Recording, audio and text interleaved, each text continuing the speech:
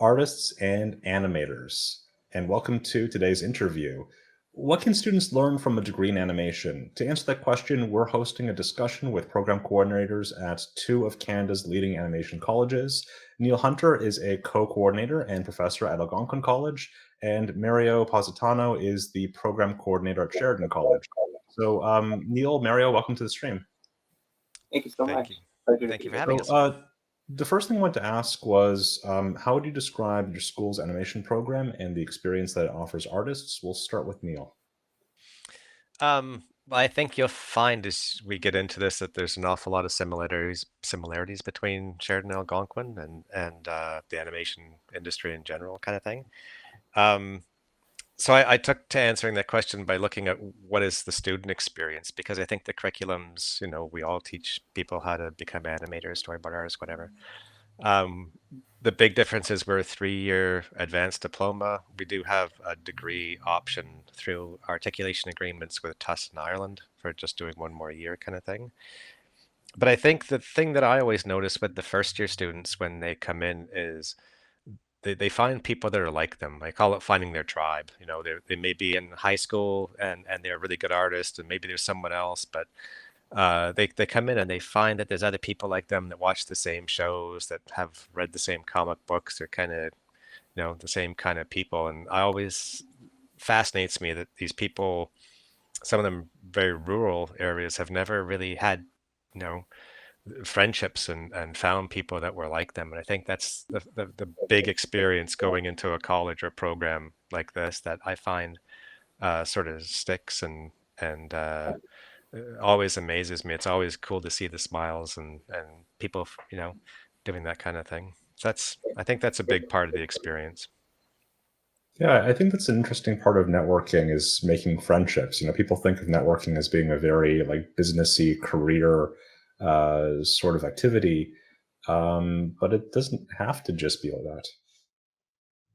hmm And these people that you go to school with, they're your network. They're the people that you go out into the industry with, that they find out about a job and they go, "Hey, my buddy from school would used to love this character. Now they're doing this. We've got to get him on here somewhere." And that's part of the networking and everything too, right? So. Um, Mario, from your point of view, how would you describe your school's animation program and the experiences it offers artists? Yeah, well, first I'm actually going to touch on that. It is important that everyone knows that you are going to school with people that you'll end up in the industry with. At one point or another, you're going to cross paths again. I can't say it enough to our students. Almost a number one rule is be kind, because you're going to be working with each other. When you give a critique in a way that they can build on it. They can grow their skills. It's not just, hey, that's ugly. That's not something to build on, right? Give them something that they can work with. So be kind, because yeah, it seems like a big industry. It's not. You cross paths a lot. Sheridan, it's been around a long time. It's over 50 years old now. It has become a degree program back in 2004, I believe it was.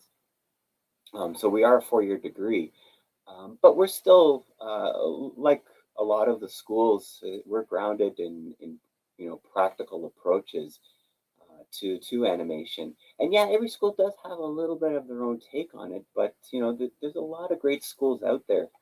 Um, it's really what you put into the program and how hard you work, regardless where you go. Um, we all have great fundamentals and great bases to build on. But yeah, you're going to have to put that effort in to make yourself that much better, that much more unique. So I think that's that. What does separate us, I guess, is that history and tradition, and we kind of have to balance that tradition with the modernization of whether it's the technology or the software, the approaches. So we do have to balance that, but you're going to see a degree of that in other colleges as well. So, different people often have different ideas about the goal of education. I think studios would probably see a lot of schools as being sort of like their, hey, we need more compositors. Can you train those up? And it doesn't quite work that way all the time. In your view, what can students take away from a post-secondary animation program? And Mario, we'll start with you. Sure, sure. It really is that base. And you could start off even thinking about any industry. Your education is your opportunity to experience different areas of that profession, and see what's available and see how things are done, and then start to build on that. Um, so by the end of education, you want a nice strong base and maybe even an idea of a specialty that you're going to go at in that industry. And then on your own, both in self learning and in your career, your knowledge will always be expanding, right? So I think the most important thing is to really care about that base and to look for that specialty. Hmm. And Neil, what are your thoughts on what students get out of a post-secondary animation program? Well, I think, to graduate, you have demonstrated you have a tool set that you've become proficient at whatever part of animation you're going to be and heading off into. Um, I think the networking is a big thing. We spend a lot of time bringing people in, alumni from studios and all that kind of stuff, and making sure that that's understood. Like, like Mario said, you be kind to people, you're respectful, and that kind of thing.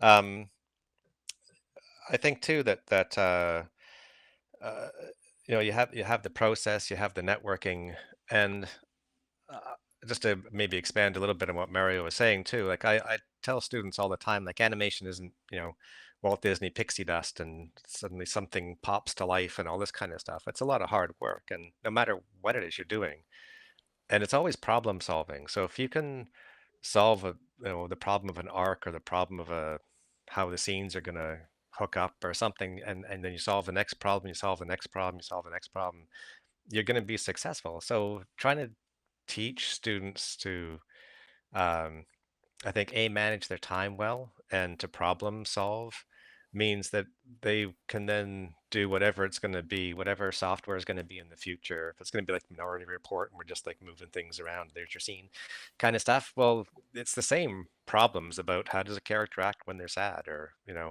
that kind of stuff. And they'll still be applying those problems. And like Mario said, taking them and making them their own, and advancing their careers, they're going to have to rely on new information and new things as they go through their careers. I started drawing on paper and cells were still around and stuff that doesn't exist. Um, and I'm sure that'll be something. I mean, you guys at Toon Boom probably have some idea of what's going to go, but it's going to be different at some point. So teaching them to use a specific tool, I think, I don't think anybody really does that. It's just you teach them how to think, how to problem solve. If I could just Yeah, touch on we that a touched little on bit, it. Sure. yeah, if I may. I love that term problem solve. It almost doesn't seem right, because it's when we hit these bumps in the road that we really expand our learning and really, um, it's when things get difficult that we realize, hey, we're at the edge of my knowledge, and we call it a problem, but yet it's this is your chance now to expand your knowledge. It's a real positive thing. I find when I too still get frustrated. I'll put together a scene and I get hit with something like, oh no, and I have to remind myself, hey, this is where I learn. I'm at the point where I'm going to learn something. I'm going to walk away with something. So it has that negative term, problem solve, but yet it's how you grow your and knowledge. and not to be You afraid to don't fail, panic. to try something and it goes, oh, oops. Oh, or yeah, there's that, exactly. oh, I didn't think it was gonna do that. It's cool, because it goes either way. You got to take those risks and not be afraid. It's just, if you can instill that in someone, then that kind of feels to me like it's real teaching, and doing something good kind of thing. Totally agree. I think one of the things that's also interesting about like the term problem solving too is that there isn't necessarily like one solution. There are different ways of approaching a problem, and I think that like what makes animation a skilled craft is that there are different ways of approaching it, and there's so many decisions that go into any one thing. Mhm.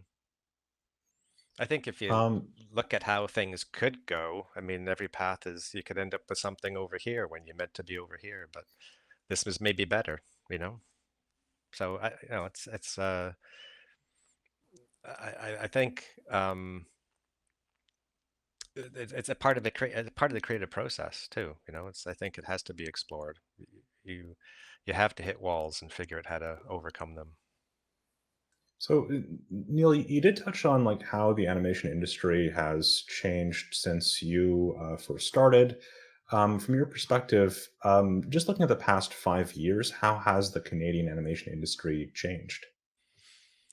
Well, I think we've seen during COVID at least there was a lot of a boom really in animation.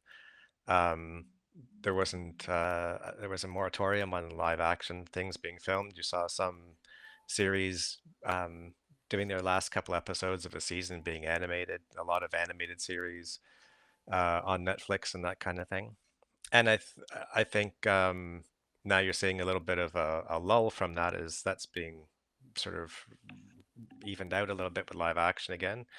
Um, but I think that's working up. But I think a lot of the studios had to figure out how they were going to have people working at home, how they were still going to keep in contact with them, communicate with them, still maintain their production schedule, still maintain their quality, still maintain that kind of critique and feedback that you need in a studio.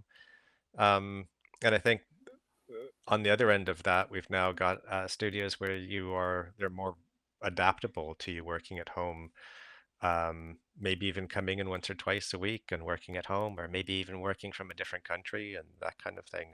And it's similar to how it used to be. I used to do a lot of storyboards in LA, but I lived in Ottawa and I just shipped them FedEx. And I think the technology and the production lines have sorted themselves out for a lot of that now too.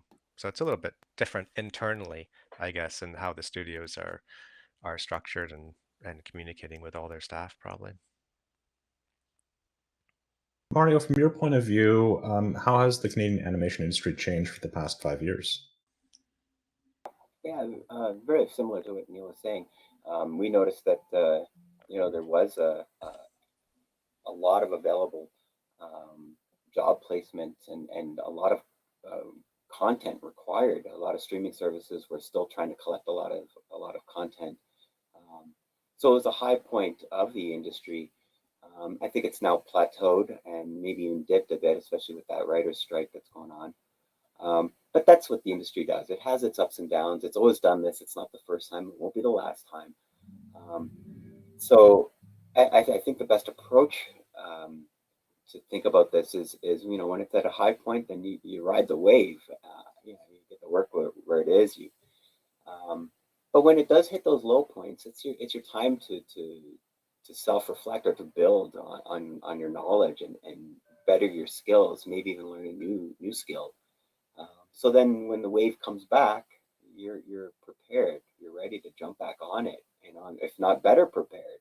And you just keep advancing your career this way. Um, yeah, and I think yeah, with the pandemic, even with just to touch a little bit on that, um, it draws into focus the addition of soft skills have to be revisited. How those are being used. Um, it's not just a matter of just simply networking in person, but it's how do you network online? How do you converse online? So it's changed in that regard as well.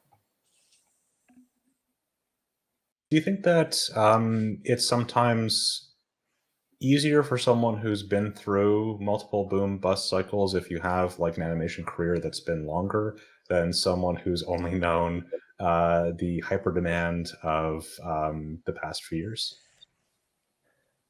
Probably, but I think there's when I was in the industry as my only job before I was teaching, I used to see people that would have a difficulty not knowing what they were doing, in December and January. You didn't know what show you might be working on or even what studio Mm. you're going to be at and that kind of stuff. I think it's a lot more stable now than back then. We're talking way back when, like, chiseling on rocks and stuff. But the industry in Canada matured, so we have shows for teenagers and adults and all that kind of stuff, which we didn't really have, back in the early 80s when I started and stuff. So there's a lot more, there's a bigger audience. That means there's a lot more work, a lot more stability in the industry.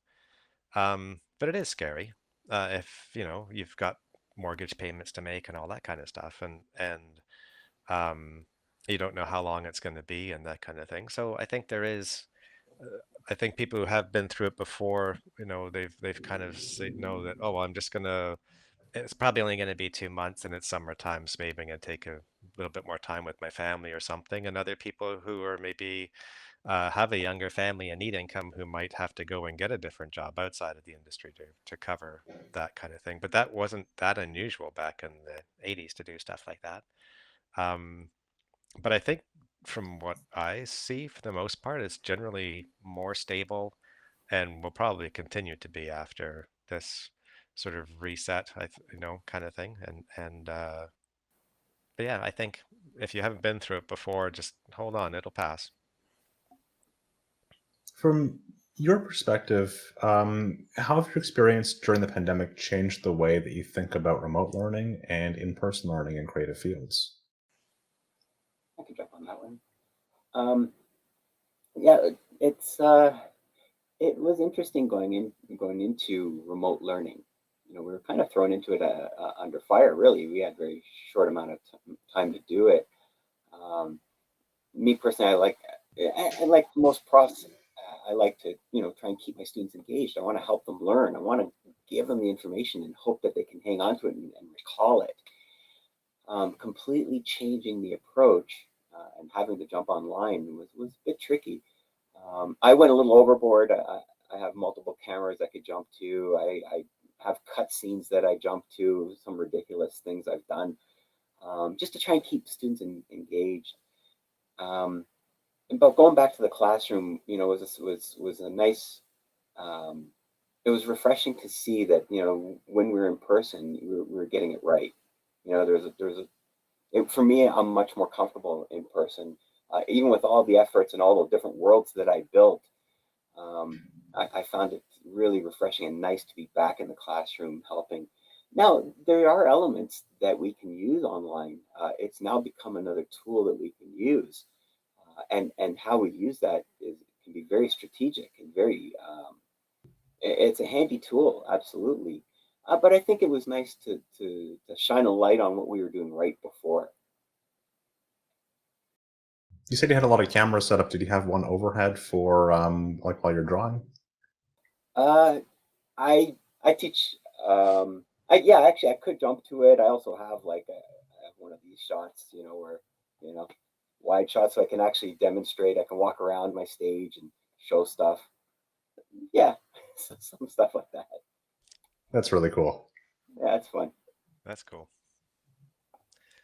I didn't have the technology. I just told more bad jokes to try and engage the students, I think. It works. uh, we had a week, like I think everybody else, to kind of take the curriculum and put it online. And I, I think to our advantage, we had been exploring doing that inside the animation program at Algonquin previously. So we had some idea of what were the strengths and that kind of stuff, but we'd never done it before.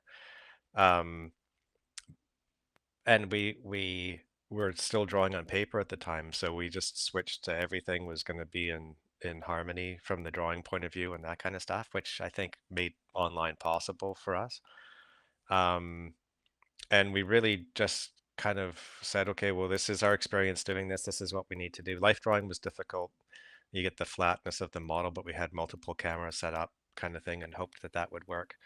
Um, and the first ending the first year was difficult just because everyone's head was in other places. It was, is the world ending kind of thing. There was all a lot of distractions then.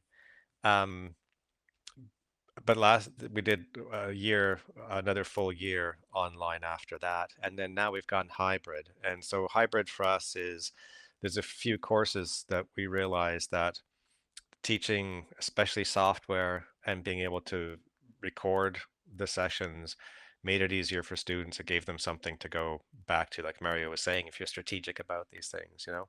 So we could have that. So if I have an animation class 2 days a week, one day is online, one day is in person. So I try to do all the technical type stuff. So that's being recorded. And then the in-person day is still more bad jokes, but it's drawing over their shoulders and sitting there and showing them things and working with them in that state. So we get a bit of, I like to think of it as the best of both worlds in that way. Mario, did you have a similar experience where like certain things would be easier to teach online and certain things were just easier to teach in person? Yeah, it demonstrating, like jumping in the software, they see it a lot clearer. It's right there on their screen. It's right in front of them. They could, and if they're not seeing it, they can get closer to the monitor. It's right there. Whereas if it's on a projector, sometimes they want to sit at the back and they don't see it. Even with a big screen, our screens are quite large, and still, I know they don't see certain things. So I have to zoom in. Sometimes I could see them trying to squint or trying to see it, and I'll zoom in. Being aware of this. Whereas remote, it's just not a product, not something I think about. Now, the flip side is what I like about in person is when I'll give them a little task at a time. I'll demonstrate it a couple times and I'll let them try it, and I'll walk around. And a lot of times, I can catch them heading down a wrong path or running into a problem before they even realize it. And sometimes they don't realize it at all that they've gone down the wrong path or they've made a mistake, right? Online, I wouldn't be able to catch that. So when it comes to problem solving, it's absolutely possible remote, and critiquing works amazing remote. Um, but those over the shoulder moments in person to me are quite important, and they work well for me. Mhm. So I noticed, maybe you have found the same thing. The number of emails I had to answer, it just stacked up so it's, high. they start to come in floods. Yeah, yeah, yeah. Yeah.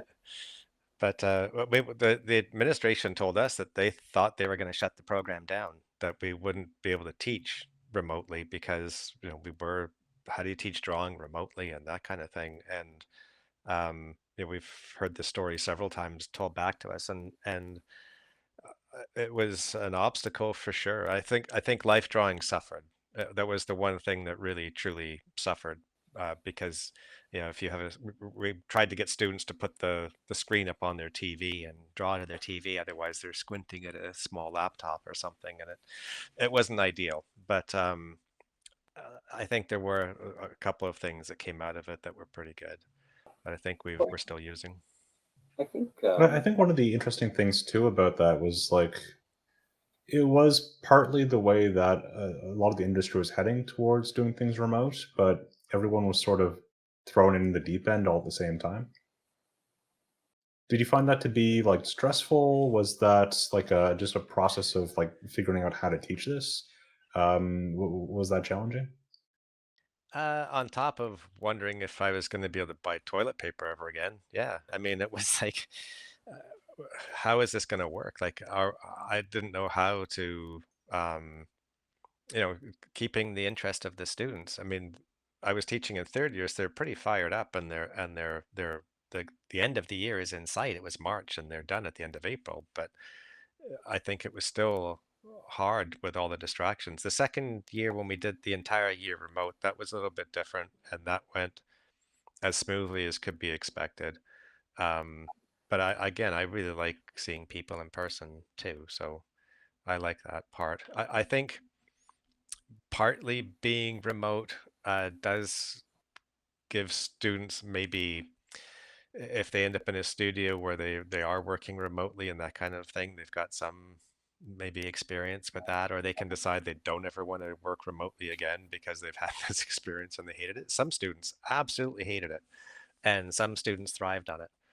And that's interesting too. I mean, you couldn't please everybody, kind of thing. Um, but I think now that people have some experience, they can decide, you know, do they want to take a job with a studio, maybe in Vancouver, but work from wherever home is that's not Vancouver, kind of thing, or do they need to be in the same city and going in every day because that's how they operate. So maybe that's not a bad thing to learn either. Another thing I wanted to ask, um, how do developments in the animation industry influence the course material at your school, like that your school provides? And what sort of like communication do you have with studios, if any? We actually have, just like Neil was mentioning earlier, we have a lot of alumni that come back and talk about their experiences, or are currently at studios, and talk about how they approach things. We do quite a number of workshops or lectures where they share their experiences and their approaches. So we keep our lines open, similar to what Neil was saying, just with the students that or the graduates that we have, the alumni that we have. So we're very privileged to have that, and that they always want to give back. We're lucky that way. Um, and with regards to software, software is always developing, and innovating, and it's great that it does. Sometimes it'll even take a mundane task and make it a lot easier for us, and that's great.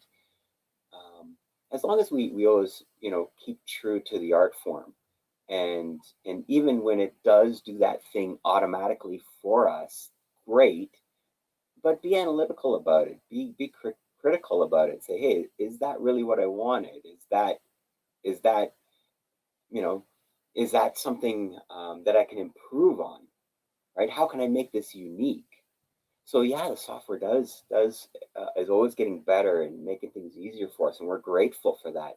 But always keep that critical eye. Look at it and say, hey, is that what I want? Hey, how can I make that unique? How can I improve that? Always try to make it that much better. It's an important part of what we do. And Neil, from your point of view, how do developments in the animation industry influence the course material that Algonquin provides?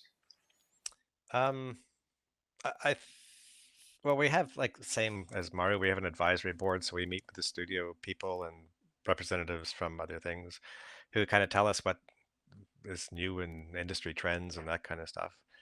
Um, we like getting feedback, like we don't like getting feedback like this, but we were told one time, well, the posing's kind of weak. The posing needs to be stronger. So one thing we did, we started a gesture drawing class where we just do gestures, but it's really a posing class. We're talking about pushing the pose and a lot about acting and that kind of thing. So that's something tangible that we've taken from that and changed the curriculum from. But we don't jump on everything. And I think it's really important. I think both of us are schools that benefit from having a closed relation. Like it's a full circle with the studios. The studios just aren't taking people out and we never see them again. They are coming back. They're sharing their experiences. They're coming back as part-time teachers. They're coming back as full-time teachers. Um, the studios let us in and work with them or see what's going on and make us feel like we're still part of the industry so that our skills are still kept up and that kind of thing. And that's a whole full circle kind of thing. And I think the schools that don't have that really need that. I think that's an important part for the students to have that kind of relationship with their alumni and with a physical studio as well.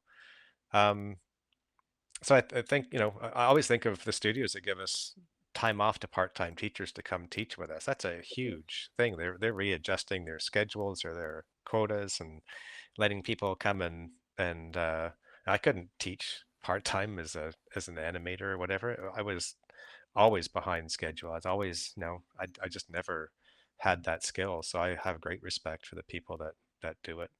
And I think they bring a lot of information in, um, even little things like, oh, studios do things different ways.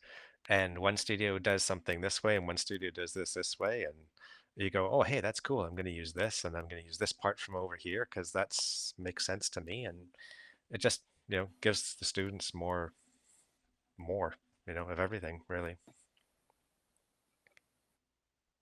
So, for many artists, thesis films are the culmination of their animation program. Do you have advice for animation students who will be working on their thesis films this year? Yeah, thesis films. That's a big topic. Um, they're great. students have a voice, and it's awesome to see them have an opportunity to express their voice and and express their visions. Um, it's a big moment, but they're also still learning. So there's that balance, right? Where they can really shine, but they're gonna have some hit those hard parts where they're learning. And they have to remember that. They often forget that. Like our 4th years, hey, I've been here 4 years. They hold themselves at such a high level, and it's good that they do and that they push themselves to a high level. But they are still learning. We're all still learning, all of us. Um, so they want to express this voice. They want to express this vision, um, but they have to give themselves some room to learn and to make mistakes. And some of those mistakes would be something like thinking of certain scenes that are so precious to them. They put all this effort into it. It looks so beautiful, and the performance is so good. They really got it right, yet it doesn't serve the story. They can't cut it, but they have to cut it. If they really care about their film, cut the scene, get it out of there, right? So see, part of the learning is to know that, hey, that's not serving my story anymore. Get rid of it.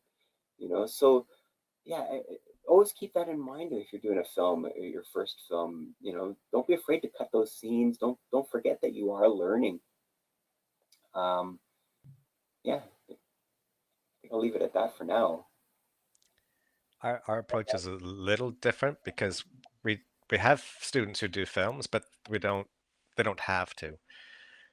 So we have an independent study course in 3rd year, so they can spend the year rigging or they can spend the year doing learning storyboards or whatever. But we have students who passionately want to make a film, and uh, the I try to tell them, you don't have to finish. I mean, there's people in the industry that know what like an unfinished scene looks like, and they're gonna just do the best you can. But don't I don't know about you, but a lot of them come with these epics, like they're gonna do these 10-minute short films and stuff that they've been thinking of since they were 8 years old, and there's no way they're gonna ever get done. There's 50 characters in them and all this kind of stuff, right? And usually I find it's like we make them pitch in threes if they're doing films. It's usually the third story. The first one's the epic, the second one's like this other story that they like, and the third one they had to come up with new, usually. And that's the one that usually has something in it that seems to be about the right length and has some nice acting moments and that kind of thing that they can do. Um, but I love the camaraderie. If a student's doing a film and we have a student who's been doing effects, and then they get they get sucked into doing the effects for the film, and someone else is doing the layouts and someone else is painting backgrounds, and I love seeing that kind of teamwork and camaraderie and the people excited about it. So yeah, they're fun. Neil, I wanted to ask you, what does an average day look like for you as an instructor? Well, I spend most of it hiding from administration. No. um I have two types of classes really. So I've got classes where I go into the college and classes where I'm teaching online from home.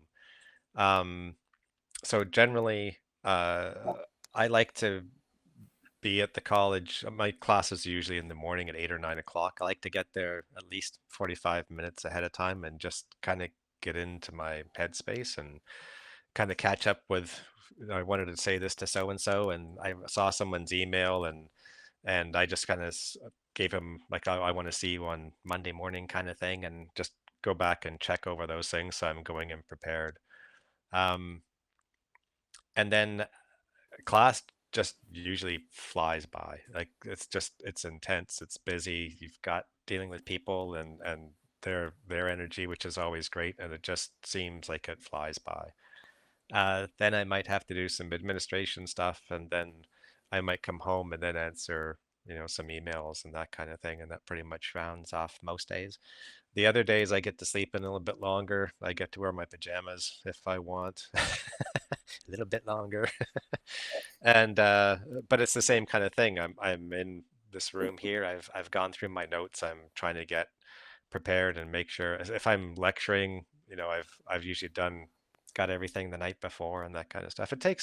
There's a lot of hidden things in teaching that take a lot of time. Um, but I always find the communication with the students, because I'm coordinating a lot of the admin work is for different parts of the program, and I'm not the only coordinator, so that's shared. But it's still a big part of my work day is dealing with those kinds of things as they come up. Students maybe having trouble in a class, want to drop a class or that kind of thing. That all needs to emails that need to be answered and responded to. So, but it's I don't always feel like I get uh, everything into my day as far as teaching my students. So the next day I'm making sure like I'm making up for emails and drawing over things and making notes for individuals and that kind of stuff. So I think the college policy is we have like 24 hours to answer an email. I like to tell the students, okay, we've just had class, I got other stuff to do. If you email me tonight, I'll answer you tomorrow. And I try and pick times where they know they're gonna get a response from me, and do that kind of thing. Try and manage my time a little bit like that. But yeah, they're busy days. And Mario, what does an average day look like for you as an instructor? As an instructor, if I keep the coordinator stuff aside, because that's a whole boatload. Um, yeah, being an instructor is great. I never thought I'd ever teach. This never crossed my mind. Now I've been teaching, what am I up to 15 years or something like that. I love it. It's the greatest thing. And I'm learning as well with them. You know, as always pushing my skills, they get to see me push my skills. Um, but yeah, I come in similar, like an hour early. Make sure I have all my content ready, maybe give it a run through, just make sure everything's working. Get to chat with some of the early bird students, which is always fun. That's like a highlight of the day there. Class starts, like Neil says, it flies by. It's all energy, it's all exciting. And yeah, there's times where you're troubleshooting and problem solving. That's what we do all the time. Um, but it's fun. It's nice to see. It's nice to see how different people interpret the learning. So yeah, class is exciting for me, and I'm sure it is for most professors. And sometimes I'll get a gap before my next class, and if my gap is a couple hours, it depends on the time of year it is. I love compositing. I love doing effects. So usually in a gap like that, either I'll schedule an appointment. So in third year they do group films, and in our fourth year they do thesis films. Um, so sometimes people want help with one of their effects or one of their composites. So, I'll run up and either do a workshop for them so that they learn how to do it themselves, and I'll do it for the whole group if it's a third year, or I'll help them troubleshoot it. It's really exciting. And if I don't have something scheduled, I'll just go around and walk around the studios, and you get pulled in. You're like, hey, what do you think about the lighting? Oh, it's great, but you help them make it better, and they're like, oh, that's so cool, and they put it back the way it was, and they're like, no, I like this better. Hey, that's fine. You know, it's good that they have a vision, and it's good that they stick to it, or they take your advice. You know, but it's nice to be involved. It's nice to have that interaction. I really missed that over the pandemic. That was really a void. And even last year, returning, it was busier than expected. So I didn't get to do as much of that as I normally would. So I'm looking forward to getting back into that and just walking around the studios and seeing what they're doing. And then I jump back to my class and it's high energy again. Mario, I wanted to ask you, like, what was your origin story? What brought you into animation? Oh, that's a long one. um, I used to build big systems, infrastructures, servers, stuff like that. And our program was going back in 2003, was going digital. They were starting their digital journey, really. And they wanted me to kind of, coach that along and be part of that. And I said, well, I'm great building systems, but I got to see how studios work. I got to see how students work. I can't imagine it being similar, but I imagine there would be similarities. So, I told them I probably won't be able to make any significant improvements for the first year until I completely understand what's going on. What are they doing on paper? Where are the deficiencies? Where can I help them? So I ended up building their infrastructure after that. But I started building it even partway through that year, experimenting. But as I was building and learning what they were doing and how they were working, I was starting to see that, some films would look better on the big screen than other films. They weren't better films, they just looked technically better.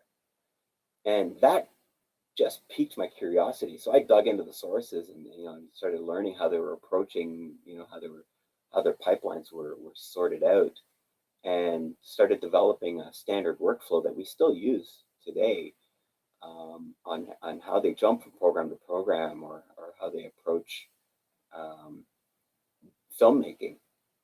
So that became what I currently teach is digital tools.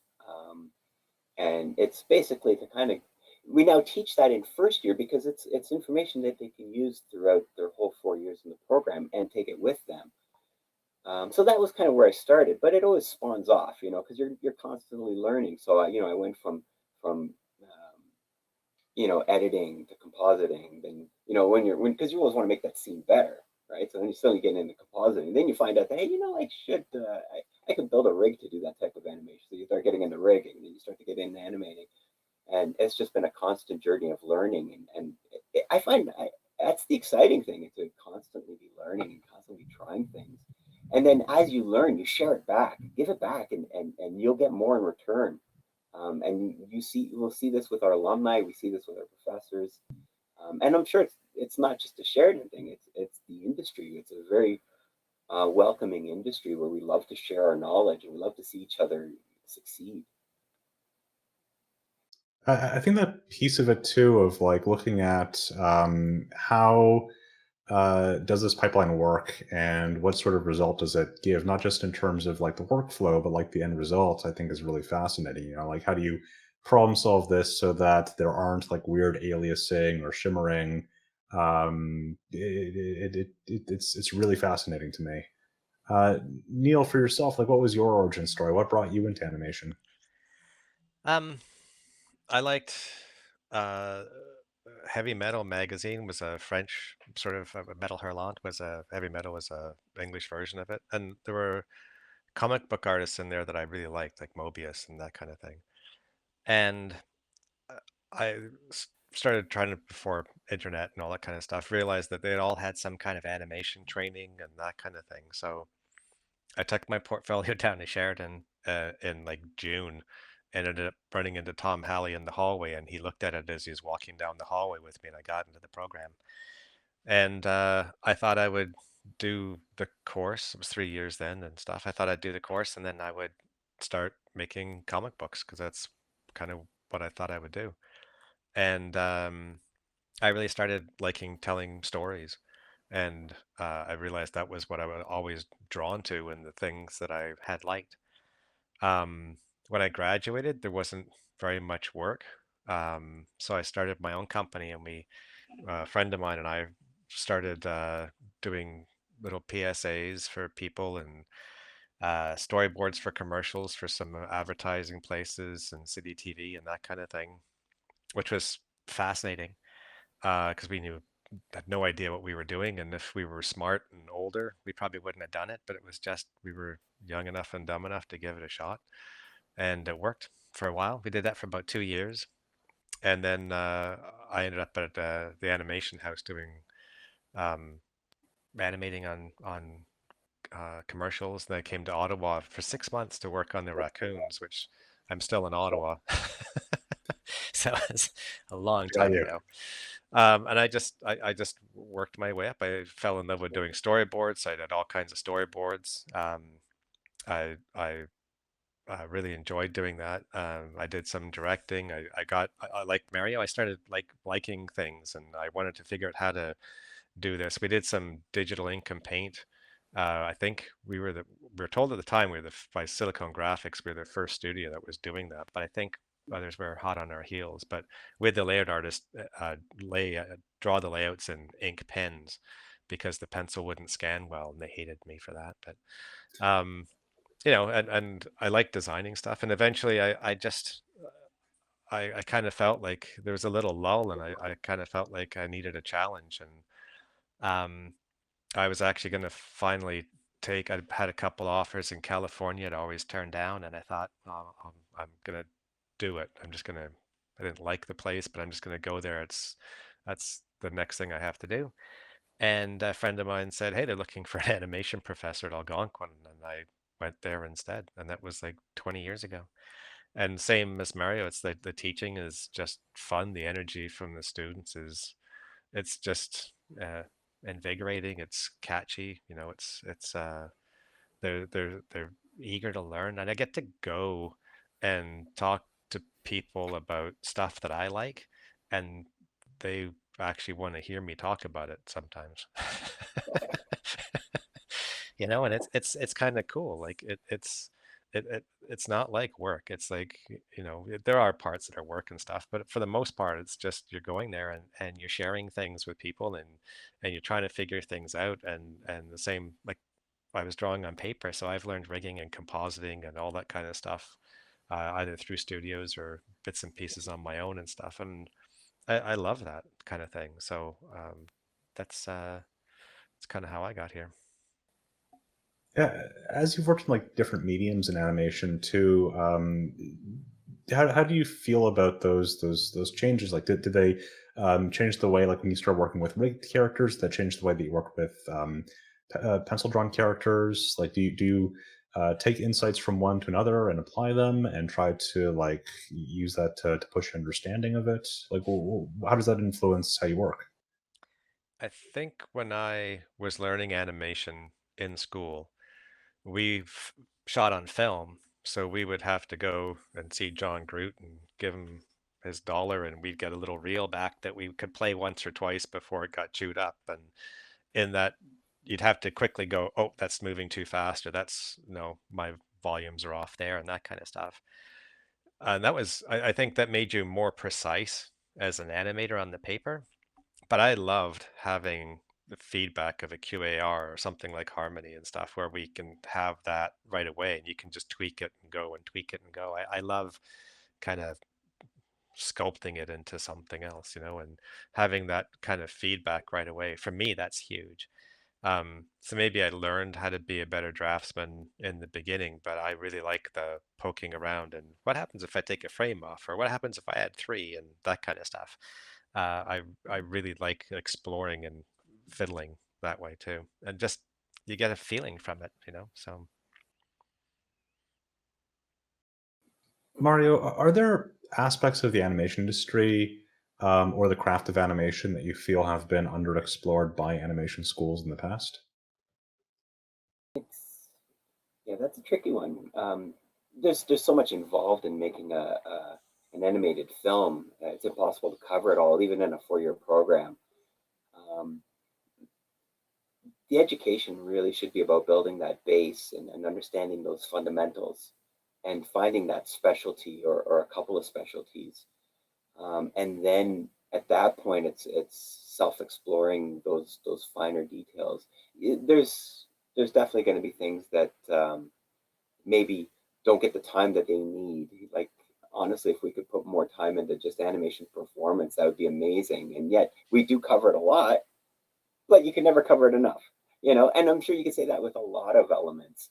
And then there's elements that don't get touched, but yet you still see a student that it piques their interest and they start going down that avenue, and you start helping them find resources and developing it. You can't be a blanket for everyone. You can help them build a big base and give them a lot of exposure, and give them ideas of some of the specialties that are out there, or let them try a lot of the specialties that are out there. But it is up to them to really dig in and really learn that specialty and dig in and expand it. And Neil, do you feel that there are the aspects of the animation industry or the craft of animation that you feel has been underexplored by animation schools? um, well, when we were talking about this earlier, I said animation, and that's kind of a little bit true. Um, we had a alumni who's at Disney and went to teach at a school there, and he asked his animation class how many people wanted to be animators, and nobody put their hands up. It turns out they all wanted to, create their own shows and run their own shows and that kind of thing. Um, and I think that's admirable. I think that's really cool, and everybody wants to do that. But I think, you know, animation is still the linchpin of it, and there are different types of people. I mean, there's people that don't like animation, but then they become layout people. They're really good at describing worlds and drawing things. I think there's still within the animation world and industry, there's different people who approach art in different ways. So there's room for everybody, kind of thing. I think you've, like Mario said, you find what you like, and um, you kind of build towards that. So we we have a master class where we bring people in, alumni and people from studios and things, and they might do a demonstration on storyboarding for 4 hours, or rigging a couple of times, or acting classes and stuff like this. So we even had people come in and talk about recording, how to do voice records and things that you may not think about as a student, that, oh, that's part of the process. That's, well, what does editing mean? What does compositing mean? Oh, that's cool. I didn't know you could do that kind of thing. And just exposing them to those kinds of things. And then, like Mario said, giving them room to, if they're interested, to explore them and see if that's where they want their career to go. And then give them some of the basis that they can make a career in that direction. I think that's important. Um, and I don't like trends. I don't like, if a studio says, oh, we need 6 more compositors and we're looking for 5 FX people and that kind of thing. I think it's great if there's people that want to do FX, and great if people want to do compositing, but I think, that's not worth changing the curriculum for, and that kind of thing. But I think, a good curriculum, has room to breathe, and for students to learn specifics. But you need a good base before. You don't know what you don't know as a student, right? Like you need to have some basis before you can go, I really don't like this so much, but I really like this more, so I'm kind of leaning towards doing 3D or something, whatever it's going to be.